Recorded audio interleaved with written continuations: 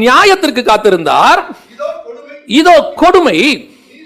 நீதிக்கு காத்திருந்தார், இதோ முறைப்பாடு. இஸ்ரவேல் ஜனங்களுக்கு எவ்வளவு அற்புதம் செஞ்சாலும் முறையிட்டுக்கிட்டே இருப்பான்.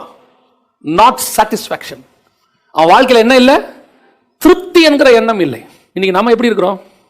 ஒரு சின்ன பிரச்சனை வரட்டும், உடனே ஆண்டவர்ட்ட முறைப்பாடு, உடனே ஆண்டவர்ட்ட அவிசுவாசமான வார்த்தைகள்.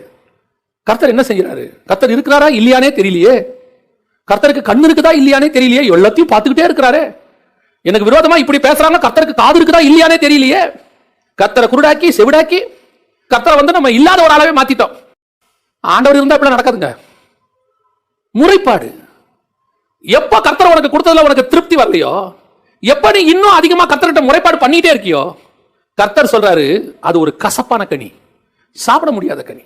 இஸ்ரவேல் ஜனங்கிட்ட இருந்த அதே பாவம் தான் கொஞ்சம் குறை யாருக்கு இருக்குது? நம்ம கிட்ட இருக்கு.